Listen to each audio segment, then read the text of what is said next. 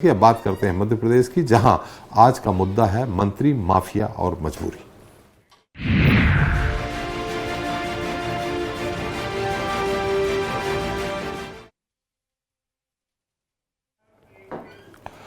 तो 2007 में मुरैना कलेक्टर और एसपी पर फायरिंग। 2012 में आईपीएस अधिकारी नरेंद्र कुमार की ट्रैक्टर से कुचलकर मौत। 2016 में फॉरेस्ट गार्ड नरेंद्र शर्मा की हत्या। एसडीओपी श्रद्धा पंडारे पर हमला जैसी सैकड़ों आपराधिक घटनाएं मुरैना जिला के थानों में दर्ज हैं, जिसके पीछे की वजह प्रशासन और खनन माफिया के बीच सीधा टकराव है। वैसे तो मुरैना में 132 सरकारी खदानों के अलावा कोई अवैध खदान नहीं है, लेकिन फिर भी यहां होने वाली घटनाएं ये बताने के लिए काफी है कि यहां अवैध खनन होता है। ताजा मामला 20 मार्च का है, जब वन विभाग की टीम पर रेत माफिया ने हमला बोल दिया। इस घटना के जवाब में कृषि मंत्री का पेट माफिया वाला बयान अब सियासी सुर्खियां बटोर रही है। आज इस पर चर्चा करेंगे, लेकिन एक देख लेते रिपोर्ट। मध्य प्रदेश के कृषि मंत्री एनल सिंह कंषाना का कहना है कि मुरैना में रेत माफिया नहीं बल्कि पेट माफिया काम कर रहे हैं, यानी लोग सिर्फ अपना पेट पालने के लिए खनन कर रहे हैं। मंत्री ने रेत माफिया की परिभाषा में कहा कि एक व्यक्ति के लिए संगठित होकर काम करने वाले लोग ही माफिया कहलाते हैं। साथ ही मुरैना में वन विभाग के कर्मचारियों पर हमले को लेकर मंत्री ने कहा कि कानून अपना काम करेगा। अगर किसी ने सरकारी कर्मचारी पर हमला किया है तो उसकी जांच होगी। लेकिन मंत्री का पेट माफिया वाला बयान प्रदेश के सियासी गलियारों में चर्चा का विषय बन गया है। कहाँ है माफिया? कोई रेत माफिया नहीं है, पेट माफिया है। पेट पालना कर रहे हैं। रेत माफिया उसे कहते हैं कि एक व्यक्ति के लिए वो काम करें। गौरतलब है कि मोहन सरकार में कृषि मंत्री एदल सिंह कंषाना मुरैना जिले की सुमावली विधानसभा सीट से विधायक हैं, जबकि अंबाह भी इसी जिले का हिस्सा है, जहां पर वन विभाग की टीम पर रेत माफिया ने हमला किया था। दरअसल मंत्री से इसी मुद्दे पर सवाल पूछा गया था, जिसके जवाब को विपक्ष ने मौके के तौर पर लपक लिया। उप नेता प्रतिपक्ष हेमंत कटारे ने कटाक्ष करते हुए कहा कि बीजेपी की सरकार में बेरोजगारी बढ़ गई है, जिसके कारण पेट माफियाओं की संख्या बढ़ रही है। उनको इस मामले का संज्ञान हाउस में लेना चाहिए और कौन सरकार के लोगों का, किन मंत्रियों का, किन अधिकारियों का संरक्षण इन रेत माफियाओं के है, उस पर कठोर कार्रवाई की जानी चाहिए। और जहां तक बेरोजगारी की स्थिति है तो वो तो मंत्री जी ने कटाक्ष करके कह ही दिया है पेट माफिया के माध्यम से। मध्य प्रदेश में रेत माफिया से जुड़ी खबरें समय समय पर सुर्खियों में रहती हैं। ग्वालियर चंबल में सबसे ज्यादा रेत माफिया सक्रिय हैं, जिनसे निपटने के लिए सरकार और प्रशासन लगातार प्रयास करते रहते हैं। लेकिन जिस तरह सरकार के मंत्री ने रेत माफिया को पेट माफिया कहा, उस पर सियासी जुबानी जंग होना तय है। स्वराज एक्सप्रेस के लिए भोपाल से कैमरामैन अमित सियोटे के साथ संदीप मिश्रा की रिपोर्ट। मंत्री माफिया और मजबूरी, इस पर ज्यादा चर्चा के लिए मौजूद हैं अमित शर्मा जी हैं, कांग्रेस प्रवक्ता हैं, डॉक्टर प्रेम व्यास जी हैं, बीजेपी प्रवक्ता हैं, विनोद शर्मा जी हमारे ब्यूरो चीफ ग्वालियर से हैं। सभी का हमारे इस खास कार्यक्रम में बहुत बहुत स्वागत है। पहले संक्षेप में विनोद आपसे पूछना चाहेंगे, सरकार किसी की भी रही हो, बीजेपी की रही हो, कांग्रेस की रही हो, ये लंबे समय से आखिर मुरैना में ये माफिया राज, रेत माफिया, खदान माफिया, ये ला इलाज क्यों हो चला है? कोई भी सर अधिकारी आए, आईपीएस की हत्या हो जाती है, एसडीओपी के पास ऊपर 12-12 जानलेवा हमला होते हैं, कलेक्टर के ऊपर फायरिंग होती है, लेकिन ये लगातार होता जाता है। ये एक उस तरह का हो गया जैसे कहीं छोटा मोटा अपराध होता है, उसकी खबरें बनती है। मुरैना का आए दिन सरकारी कर्मचारियों, अधिकारियों पर रेत माफियाओं द्वारा हमला करने की खबर एक सामान्य सी खबर हो गई है। बिल्कुल त्रिपाठी जी, बात सही है। सरकार कोई भी हो, मुरैना में रेत का जो उत्खनन है, अवैध उत्खनन, वो नहीं रुकता।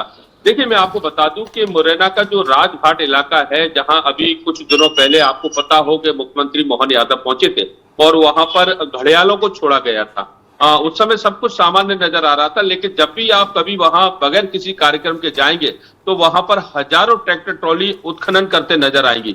जबकि उस पर हाईकोर्ट का सख्त निर्देश है कि वो एक संरक्षण इलाका है, जहां पर डॉल्फिन है, कछुआ है, घड़ियाल है, इनका संरक्षण किया जाता है और उसके बाद वहां से किसी भी तरह से रेत नहीं निकाला जा सकता चंबल नदी से, लेकिन उसके बाद भी रेत निकाला जाता है। सरकार लगातार प्रयास करती है कि माफियों पर लगाम कसे। चाहे वो इससे पहले मुख्यमंत्री पूर्व मुख्यमंत्री रहे हो शिवराज सिंह चौहान, उन्होंने ये तक कह दिया था कि माफियाओं को वो गड्ढे में तक गाड़ देंगे, और उसके बाद भी अवैध उत्खनन होता रहा। इसके बाद अभी भी सरकार की मंशा है कि अवैध उत्खनन रुके, लेकिन अवैध उत्खनन लगातार बदस्तूर जारी है। कभी भी किसी भी इलाके में चले जाइए, ट्रैक्टर ट्रॉली से लोग चाहे वो खड्डे हों या फिर पत्थर हो या फिर रेत हो, उसको लेते हुए साफ तौर पर दिखाई देंगे।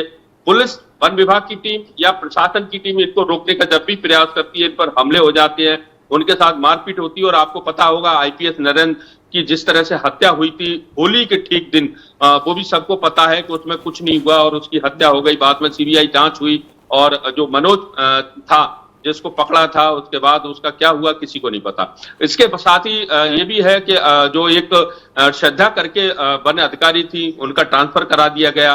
तमाम हमले होते रहते हैं अधिकारियों पर। अधिकारी भी ये सोचते हैं कि वो क्यों मरने के लिए तो आए नहीं है, क्योंकि कहीं ना कहीं राजनीतिक संरक्षण इनको मुहैया है जी। इसमें चाहे कांग्रेस के नेता हो, बीजेपी के नेता हो या किसी भी पार्टी की बात करें हम, तमाम पार्टी के जो नेता हैं उनका कहीं ना कहीं किसी ना किसी रूप में संरक्षण रहता है। अभी आपने मंत्री जी का जो बाइट सुनाया, मंत्री जी ने अपने चुनाव के समय भी एक बात आपको याद दिला दूं, उन्होंने कहा था कि अगर मैं चुनाव जीत जाता हूं तो आप लोगों को डरने की जरूरत नहीं है और आपका जो कारोबार है वो किसी तरह से रुकेगा नहीं।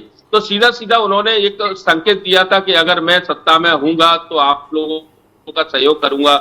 इससे पहले भी जो रहे हैं सत्ताधीश, वो भी इसी तरह से कहीं ना कहीं अप्रत्यक्ष रूप से सहयोग करते रहे हो, चाहे वो मुरैना हो, भिंड हो, ग्वालियर हो। लेकिन सबसे ज्यादा अवैध उत्खनन के जो मामले सामने आते हैं वो मुरैना में आते हैं। और आपको ये भी मैं बताना चाहता हूं कि जब आपने एक अभी वीडियो सोशल मीडिया पर वायरल हुआ, हमने अपने स्वराज एक्सप्रेस पर दर्शकों को भी दिखाया था, एक ट्रैक्टर चालक इतनी दबंगी के साथ रेत भर के जाता है कि जब उसको रोका जाता है राजस्थान के बॉर्डर पर और मुरैना से भर के जा रहा है, तो वो ट्रैक्टर को ऊपर खड़ा कर देता है। तमाम डंडे और लाठियों के बाद भी वो अपने बेखौफ होकर उसको ले जाता है। तो कहीं ना कहीं इनको पकड़ा नहीं जाता, पकड़ लेते हैं तो फिर फोन पहुंच जाता है अधिकारियों पर, अधिकारियों को मजबूरी में उन्हें छोड़ना पड़ता है। तो इस तरह के हालात देखने को मिलते हैं त्रिपाठी। चलिए, बिल्कुल विनोद जी, निश्चित तौर पे जब कांग्रेस का कमलनाथ जी मुख्यमंत्री थे, उस दौरान गोविंद सिंह जी मंत्री थे, उस दौरान भी उनने रेत माफिया, खनन माफिया, पत्थर माफिया, इन पे उंगली उठाते रहे, लेकिन बंद नहीं हुआ था मंत्री रहते हुए, है ना।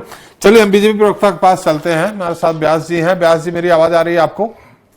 जी जी व्यास जी, आज जो मंत्री जी ने कहा कि खनन माफिया नहीं पेट माफिया, अभी हमारे ब्यूरो चीफ ग्वालियर के विनोद शर्मा जी ने कहा कि मंत्री जी ने चुनाव के दौरान इस कहा था कि मैं चुनाव जीतता हूं तो आप लोग डरने की आवश्यकता नहीं है। ये उसी का प्रतिफल है क्या, पेट माफिया? यानी वो लोग अपना 1000-2000 ये जो रेत बेच के, पत्थर बेच के या दूसरे अन्य जो खनिज संसाधन उनको बेच करके वो 1000-2000 कमाते और पेट चलाते हैं। यानी सीधे सीधे वो कह रहे हैं कि कानून हाथ में ले रहे हैं।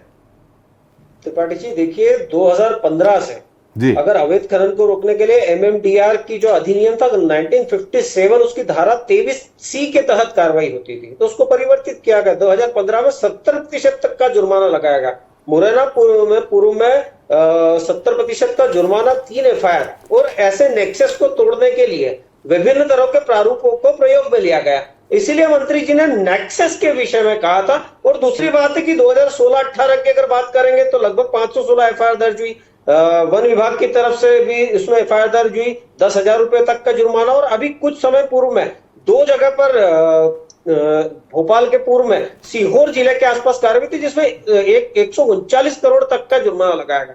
तो मुझे लगता है कि प्रदेश सरकार निश्चित रूप से ऐसे किसी भी तरह का माफिया हो उस पर कार्रवाई करने का प्रयास उस समय से करती। हाँ, निश्चित तौर पर कुछ कठोर कदम और उठाने होंगे, जिसको लेके नियमों में 2022 में भी परिवर्तन किए गए। वो सारे परिवर्तन व्यास जी आप कर रहे हैं, नियम बना रहे हैं। हमने कहीं आरोप नहीं लगाया कि प्रदेश सरकार सख्त नहीं है। हम मंत्री जी के बयान पे बात कर रहे हैं। कल चूंकि वन माफिया पे, खनन माफियाओं ने, वन अधिकारियों पे खनन माफिया ने हमला किया, उस पे उनसे सवाल किया गया था, तब उन्होंने कहा कि खनन माफिया मत कहिए, पेट माफिया कहिए, यानी पेट चलाए। हम इस पे सवाल कर रहे हैं। हमने राज्य सरकार पे कभी उंगली नहीं उठाई, चाहे कोई भी सरकार रही हो, लेकिन हमने जैसे विनोद जी से कहा कि ला इलाज हो चुका है वहां का ये मुद्दा। नहीं त्रिपाठी जी, इसीलिए मैंने कहा कि उन्होंने नेक्सस के विषय में जानकारी दी है कि जिस तरह से पहले नेक्सस काम करते थे, और इसीलिए मैंने 2015 से उल्लेख करा कि कार्रवाई की गई समय समय पर। अभी 130 के करीब वहां पर जो है सरकारी खदानें हैं, और अभी कुछ समय से वहां पर निरीक्षण प्रणालियां भी लागू की गई। और मैंने जैसे बताया 2024 और 25 के मध्य में लगभग 12 एफआईआर दर्ज की गई थी, लगभग 100 से ज्यादा ट्रैक्टर ट्रालियों को जब्त किया गया था। उन्होंने उस चीज को प्रदर्शित करा कि वहां पर जो नेक्सस था उसको तोड़ दिया गया है। अब जो लोग बचे निश्चित रूप से उनको भी अगर कहीं दंडात्मक प्रतिक्रियाएं अपनानी पड़े तो निश्चित रूप से अपनाया जाएगा। और जिस तरह से प्रदेश सरकार और पुलिस मिलकर कार्रवाई कर रही है, इसीलिए मैंने आपको 2015 से लेकर 2025 तक का उल्लेख करा है। मुझे लगता है जिस तरह से कार्रवाई हो रही है, समय जरूर लगेगा, लेकिन हर तरह के अपराध से मध्य प्रदेश मुक्त होगा। चलिए अमित जी, ये बीजेपी सरकार कांग्रेस सरकार की मैं बात ही नहीं कर रहा हूं। हम वहां के राजनेताओं को, जैसे हमारे विनोद शर्मा जी ने कहा कि वहां के चाहे बीजेपी के हो कांग्रेस के हो, राजनेताओं का संरक्षण और फिर अधिकारियों की मिलीभगत। दूसरा, आपके समय जब कमलनाथ जी की सरकार थी, मुझे याद है सहकारिता मंत्री थे गोविंद सिंह जी, लेकिन उन्होंने खनन माफिया को लेकर के कई बार सवाल उठाए, लेकिन उस समय भी बंद नहीं हुआ, भले 15 महीने में नहीं बंद हो, और ये 2003 के पहले भी ये चलता रहा है। देखिए त्रिपाठी जी, आप ही ने सवाल कर लिया और उत्तर भी आपने दे दिया जी कि जब कमलनाथ जी की सरकार थी, सवाल उठाने वाले कौन थे? कांग्रेस के मंत्री थे जी। उन पर कार्रवाई करने के लिए कौन कह रहा था? कांग्रेस के मंत्री, वहां के विधायक कह रहे थे, लेकिन कर नहीं पा रहे थे। देखिए कार्रवाई नहीं हो पा रही होगी, मैं इसको स्वीकार कर रहा हूं, लेकिन यहां देखिए आप, एक दूसरी विचारधारा है जिसके भारतीय जनता पार्टी के मेरे साथी कह रहे हैं। यहां क्या है कि उनको षड्यंत्र, जो बाहर के लोग थे, जो मंत्री जी के करीबी नहीं थे, उनको षड्यंत्र पूर्वक बाहर कर दिया गया, मंत्री के करीबी लोगों को रेत के अंदर कर दिया गया और उनको बता दिया गया वो पेट माफिया हैं। तो इससे स्पष्ट होता है कि जब मंत्री जी विधानसभा में ये बात कह रहे हैं मीडिया के सामने कि पेट माफिया वहां पनप रहा है, कहीं ना कहीं रेत की खुदाई हो रही है, इसको सरकार का मंत्री स्वीकार कर रहा है।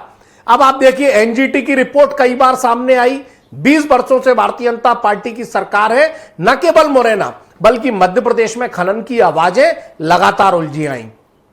मेरे भारतीय जनता पार्टी के विद्वान साथी ने इस बात को तो कहा कि इस धारा के तहत इस दिन कार्रवाई हुई, इतने केस दर्ज हुए, इतने केस दर्ज हुए, लेकिन एक भी ये नहीं बता पाए कि जो अधिकारियों को रेत माफियाओं द्वारा पीटा गया, मारा गया, उनको प्रताड़ित करा गया, कई हत्याएं करी गई, उस पर कार्रवाई तो हो गई होगी, लेकिन उनके बाद सजा कितनों को हुई ये मध्य प्रदेश की सरकार नहीं बता पाएगी। आज अंधेर नगरी चौपट राजा की स्थिति है। मंत्री जी के इस बयान को सुन के रेत माफिया हावी है, शिक्षा माफिया आपने देखा नरसिंह घोटाले में हावी था, रेत माफिया आप मुरैना से लेकर होशंगाबाद तक लगातार आप ऐसा मां नर्मदा के अंचल को इस तरह से छन्नी छन्नी करा जा रहा है कि जब हम रात में चले जाएं तो ऐसा लगता है कि न जाने कितना बड़ा शहर एक मां गंगा के आंचल में समा गया हो। जब सुबह अचानक वो ट्रैक्टर ट्रॉली और सारी चीजें गायब हो जाती हैं और सरकार कार्रवाई की बात करती है, ये तारीख पे तारीख और कार्रवाई पे कार्रवाई, लेकिन कार्रवाई करने की इच्छा नहीं है। एक कई मंत्रियों के पेट पल रहे हैं, कई अधिकारियों के पेट पल रहे हैं, ये बात आज सच कह गए मंत्री जी। और आज देखिए शिवराज सिंह चौहान जी कहते थे तत्कालीन मंत्री, उल्टा गाड़ दूंगा, गाड़ा कोई नहीं, सारे नोट गाड़ दिए गए जमीन में। भोपाल में नोट मिल रहे हैं, सोना मिल रहा है, अधिकारी यहां से जो जुर्मी है वो फरार हो रहे हैं, फिर उसके बाद पर्यवेक्षण निर्देशक ईडी उसको लेके आ रही है, 2 हत्याएं उसमें हो चुकी हैं आज तक, लेकिन तारीख पर तारीख हो रही है, कार्रवाई हो चुकी, लेकिन किसी को सजा नहीं हो रही। ये एक परंपरा मध्य प्रदेश में बन गई है। पुलिस यहां पिट रही है, रेत माफिया हावी हो चुके हैं, शिक्षा माफिया हावी हो चुके हैं, शराब माफिया हावी है। ऐसा लग रहा है कि इन 20 सालों में अभी तो मुरैना की बात हो रही है, अभी तो मुरैना की और रेत माफिया या खनन माफिया उसकी बात हो रही है। त्रिपाठी जी, मुरैना की रेत माफिया की बात करूं मैं, आपने उसी मैंने कहा ना कि आप ही ने उत्तर दे दिया। आज रेत माफिया की वो हालात है, वो इतना परेशान हो गए थे कि मुख्यमंत्री जी, त्रिपाठी जी, न कलेक्टर न एसपी को हटाने को तैयार नहीं थे, तब उनने ये सवाल उठाया था। रेत माफिया इस तरह हावी है कि आम आदमी तो छोड़ दीजिए, मुरैना में मेरे विद्वान साथी को बता दूं 222 शिकायतें पेंडिंग है जिन पर एफआईआर नहीं है, कि किसी को रेत ट्रैक्टर लूट लिया, किसी का ट्रैक्टर जबरदस्ती कर लिया, किसी के रेत खोद ले गए, अधिकारी कई अधिकारी पिटने, उनकी भी शिकायतें करीब 46 मध्य प्रदेश में वहां के मुरैना जिले के आज 46 अधिकारियों की शिकायतें, और ये मैं कोई अपने कांग्रेस के दफ्तर से रिकॉर्ड नहीं लेके आया हूं, ये पोर्टल पर डला है। से आप क्या कहते हैं, जो आज शिकायत है, जो मुख्यमंत्री के एक पोर्टल बना हुआ है जिस पर शिकायत है, उस पर शिकायतें डली हुई हैं कि रेत माफिया हावी अधिकारी पिट रहे हैं, गांव के लोगों को मारा जा रहा है, और मंत्री जी विधानसभा कह रहे हैं ये पेट माफिया है। सच बात अपनी जबान से कह गए मंत्री जी। जी प्रेम जी, मेरी आवाज आ रही है आपको? जी बिल्कुल आ रही है। जी, अमित जी कह रहे हैं, हालांकि मैंने उनसे सवाल किया, कांग्रेस रही हो, मैंने 2003 के पहले का भी सवाल किया, 15 महीने कमलनाथ जी की सरकार पे सवाल किया, गोविंद सिंह जी उस दौरान ये कहते रह गए, लेकिन बंद नहीं हुआ। इनका कहना है कि मंत्री जी आवाज उठा रहे थे, लेकिन आपके मंत्री आवाज भी नहीं उठाते, बल्कि उल्टा संरक्षण देने की बात करते हैं। जी त्रिपाठी जी, मैं 3 जवाब देता हूँ बहुत संक्षेप में। उन्होंने पहले जो कहा तो उमंग सिंगार साहब ने पटल पर खड़े होकर कहा था कि रेत माफिया, भू माफिया, शराब माफिया स्वयं दिग्विजय सिंह साहब है।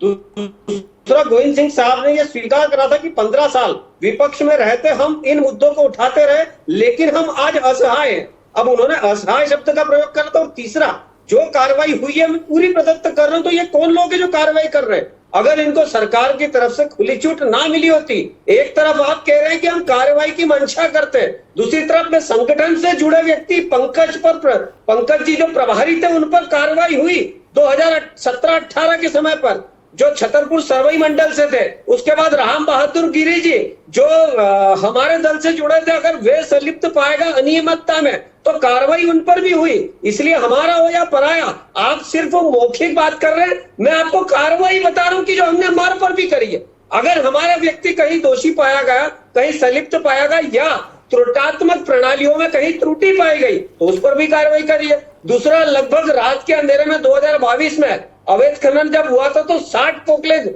ऐतिहासिक थे, 60 डंपर जब्त करे थे, और रात में एसपी डीएसपी सब साथ में थे। कौन लोग था जो उनको प्रश्रय दे रहा था कि वे कार्रवाई करें? उसके बाद में मुरैना में ही 302 का मुकदमा भी दर्ज हुआ, और चूंकि मुकदमा दर्ज होने के बाद में जिलाधीशों के माध्यम से कोर्ट में जाता है, तो एक कानूनी प्रक्रिया है जिसका सबको पालन करना होता है। कांग्रेस की सरकार ने भी उसी का पालन करा। 30 एफआईआर कांग्रेस की सरकार ने दर्ज करी थी। अमित जी, मैं आपको बता देता हूँ, उस समय लगभग 30 एफआईआर दर्ज हुई थी 18 महीने के शासनकाल में, और उसको भी जिलाधीशों के माध्यम से प्रेषित करा। अब आप बताएं, या तो उसमें कार्रवाई झूठी थी, या जो मैं बता रहा हूं कि पिछले 2015 से लेकर अभी तक कार्रवाई की एक श्रृंखला हुई है, वो कार्रवाई गलत है। उसके बाद लगभग 10 लोगों पर एफआईआर 2021 में दर्ज हुई। तो समय समय पर रेत माफियाओं पर कार्रवाई हुई है, और कार्रवाई के माध्यम व्यास जी, मैं ये कह ही नहीं रहा हूं, कार्रवाई होती रहती है लेकिन बंद नहीं हो रहा। मैंने कल ही की बात कही है, मंत्री जी कल के प्रसंग में उत्तर दे रहे थे कि वन अधिकारी, वन कर्मचारियों के ऊपर फिर हमला हुआ। ये हमला इस तरह लगातार मुरैना में और भिंड के आसपास हो रहे हैं जैसे एक सामान्य सी खबर हो, एक छोटी सी चोरी हो गई हो। और ये कितनी बड़ी बात है कि कलेक्टर, एसपी, इन सब पे, अरे आप ही के समय एक आईपीएस की हत्या हो जाती है, वन माफियाओं के द्वारा हत्या कर दी जाती है। तो ये सब गंभीर बात है। आखिर ये बंद कब होगा? त्रिपाठी जी, मैं एक सवाल व्यास जी से करना चाहता हूं, अगर व्यास जी इसका उत्तर दें। जी, क्या आप देखिए कि मंत्री जी ने आज विधानसभा में स्वीकार कर लिया कि वो अपराधी नहीं है, वो पेट माफिया है, मतलब हमारा संरक्षण है, मेरा स्वयं का संरक्षण है। नहीं, उनका कहना है कि मजबूरी है, उन्होंने स्वीकार कर लिया। देखिए, अब आप जनता के यहां से कार्रवाई नहीं हो रही। इनके देखिए व्यापम घोटाला हुआ, लक्ष्मीकांत शर्मा अंदर गए, उनके स्टाफ के लोग अंदर गए।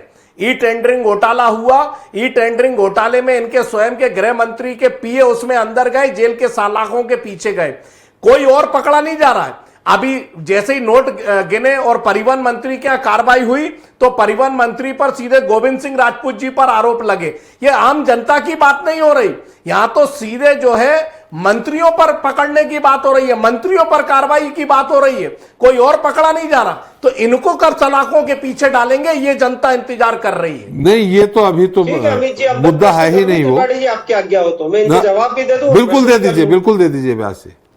देखिए, पटल पर खड़े होकर जितनी भी कार्रवाई हुई है सबको संक्षेप से विवरणी दी गई है। 2021, 22, 23 में जितनी कार्रवाई हुई थी, जिस व्यक्ति पे हुई थी, सबूतों के साथ में उसको पटल पर भी रखा। और 2021-22 में आप बताइए, उमंग सिंगार जी और जो उपनेता प्रतिपक्ष है उनकी पत्नी गई है सुप्रीम कोर्ट। आप बताइए कांग्रेस पार्टी उनको कब निकालेगी? उनकी पत्नी तो स्वयं आरोप लगा रही है। और उमंग सिंगार साहब जब अरे व्यास जी, मंत्री रहते हैं, यही तो भारतीय जनता, सुनिए तो, अरे सुन लीजिए, अरे सुन लीजिए कि उन्होंने तो शादी करी है, उन्होंने तो शादी करी थी, उनके पत्नी का मामला है। भारतीय जनता पार्टी इसी काम में लगी है, इधर माल लूटो, अत्याचार करो, और सामने वाले की पत्नी के सामने वाले के घर में क्या हो रहा है इस बात पर वो करें। कार्रवाई करनी पड़ेगी जो भ्रष्टाचार कर रहे हो, तो क्यों नहीं जो कार्रवाई भ्रष्टाचार पर करनी होगी, ये अत्याचार पर करनी होगी। ये पति पत्नी के झगड़े को, पति पत्नी के झगड़े को भ्रष्टाचार और अपराध में मत दबाइए। यहाँ पर जो आप में लूट एक एक करके आप बात करेंगे तो सुन लेंगे। किया गया है, लेकिन आपकी सरकार कुंभकर्णी नींद में 18 महीने सोई थी। अरे सच सुन लीजिए, सच सुन लीजिए, बंगारू लक्ष्मण से लेकर नोट गिनने भारतीय जनता पार्टी के लोग पकड़ाए, और सुनील जोशी को भूल गए, सुनील जोशी को भूल गए, जिनकी सीडी आई थी, एक सुनील जोशी याद होगा, राघव जी को भूल गए, जिन्होंने लड़कियां तो छोड़ो लड़के भी नहीं छोड़े। इसीलिए भारतीय जनता पार्टी के लोग चाल चरित्र चेहरे की बात ना करें, और तमाम उत्तर प्रदेश के मंत्री, आपके एक सांसद तो संसद के अंदर मुद्दा आज खनन माफिया को लेके है। ये पति पत्नी के झगड़े को, पति मुद्दा खनन माफिया का है, भ्रष्टाचार से मत करिए। सुनिए भ्रष्टाचार कर रहे हैं, अत्याचार कर रहे हैं। अरे इस तरह से तो बहस होगी तो ना आपकी सुन पाएगी जनता, ना प्रेम जी की सुन पाएगी, ना अमित जी की सुन पाएगी।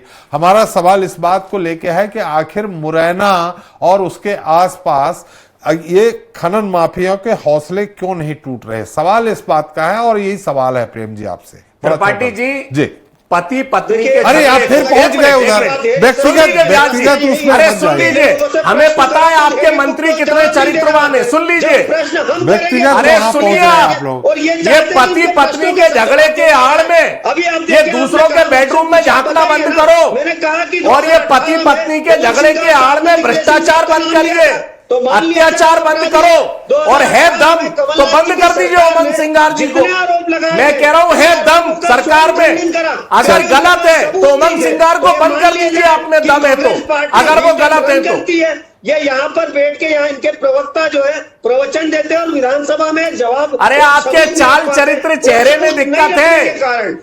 चलिए थे कई लोग, प्रेम जी और फिर शादी करते थे, जांच के बाद कोर्ट में कार्रवाई हुई, लेकिन कांग्रेस के जितने नेता है, अब बताइए 2018 में आरोप लगाने के बाद कितनों के सबूत दिए गए? अरे भैया 20 साल से आपकी सरकार है, आप में दम हो तो जेल भेज दीजिए। सरकार आपकी है, किसने रोका है? थोड़ी शांति रख लिया। अरे आप में दम है तो आप भेज दीजिए ना जेल, सरकार आपकी है। मैं कह रहा हूँ आपसे, चलिए अगर कोई गलत है तो आप जेल भेज दीजिए। अमित जी, प्रेम जी, एक मिनट, आप दोनों लोगों को रोकना। जांच कर रही है और सब जेल जाएंगे। प्रेम जी रोक, ठीक है जेल जाए, अभी तो जेल तो जाएंगे। मुरैना अभी खनन माफिया की बात है, कहाँ चले गए हम? एक बार फिर विनोद जी के पास चलते हैं।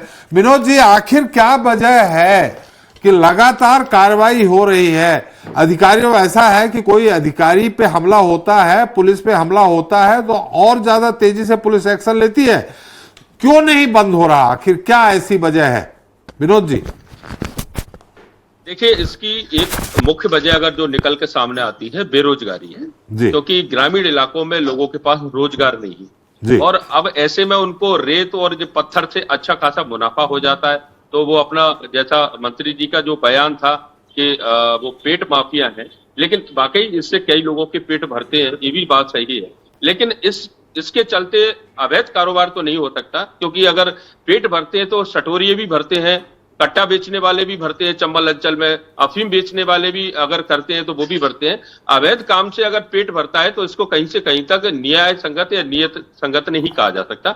ऐसे मामलों पर पूरी तरह से रोक लगाना चाहिए, और इच्छा शक्ति स्थानीय जनप्रतिनिधियों की हो, चाहे वो कांग्रेस के हो, बीजेपी के हो, सभी की इच्छा शक्ति जब तक नहीं होगी तब तक ये बंद नहीं हो सकते, क्योंकि जो भी चुनाव जीत के आता है ये रेत माफिया उनके समर्थक बन जाते हैं, उनके नारेबाजी करते हैं, उनके रैलियों में खुद अपने खर्चे करते हैं, अपने लोगों को पहुंचाते हैं, ट्रैक्टर ट्रॉली तक मुहैया कराते हैं, तो उनको भी ये लगता है कि उनके लिए फोकट में अगर कोई व्यक्ति इस तरह से सुविधाएं मुहैया करा रहा है तो वो उनको रोकते नहीं है। और जब तक ये विनोद, ये लोकल है वहां के कि बाहर के लोगों का संरक्षण है, बड़े बड़े कोई जो गैंग चलाते हैं वो लोग हैं, और ये माफिया जो ट्रैक्टर ट्राली से चलाते, जैसा वो कह रहे हैं पेट माफिया, तो इनकी इनकम महीने भर में कितनी हो जाती होगी जो छोटे छोटे इस तरह से है?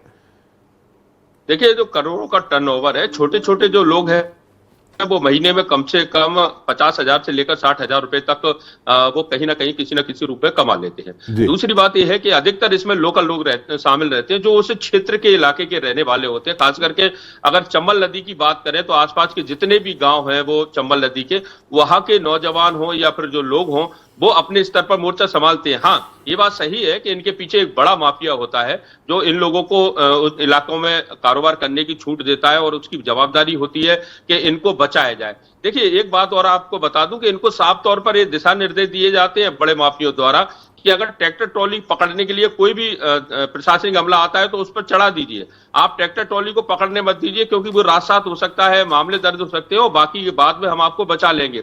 इसलिए वो इतने बेखौफ होते हैं कि उनको अधिकारियों का डर नहीं है, पुलिस वालों का डर नहीं है, किसी का डर नहीं है, क्योंकि कहीं ना कहीं इनको ऊपर से जो छत्र छाया मिलती है उसका बखूबी वो पूरी तरह से लाभ उठाते हैं। अगर लड़ते रहेंगे, वाकई गोविंद सिंह जी ने उस समय कहा था कि चंबल अंचल में अवैध उत्खनन नहीं रुक रहा, उसके बाद भी नहीं रुका, तमाम जो दावे किए गए फिर भी नहीं रुका और ये अभी भी बदस्तूर जारी है। सरकार चाहती है कि रुके, लेकिन जब तक स्थानीय स्तर पर प्रशासन राजनेता नहीं चाहेंगे तब तक इसको रोकना समझते हैं कि नहीं रुक सकता और ना ही इसको रोका जा सकता। हमारा समय हो गया है निश्चित तौर पर। विनोद जी, व्यास साहब, हम ये बिल्कुल नहीं आरोप लगा रहे हैं कि सरकार मिली भगत सरकार की, हम ये कह रहे हैं कि आखिर ये रुक क्यों नहीं रहा। कार्रवाई सरकार कर रही है लेकिन वो कार्रवाई मुरैना और भिंड तक क्यों नहीं पहुंच रही पूरी तरह से, और पहुंचती है तो ये पनप कैसे आते हैं और भी रेत माफिया, खनन माफिया। चले, हमारा आज का कार्यक्रम समाप्त होता है, समय हो गया। बहुत बहुत धन्यवाद प्रेम जी आपका,